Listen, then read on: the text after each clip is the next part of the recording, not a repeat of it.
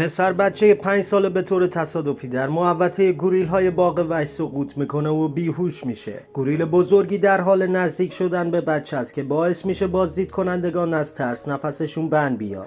یه گوریل پشت نقره‌ای که میتونه یه بوفالو رو از بین ببره.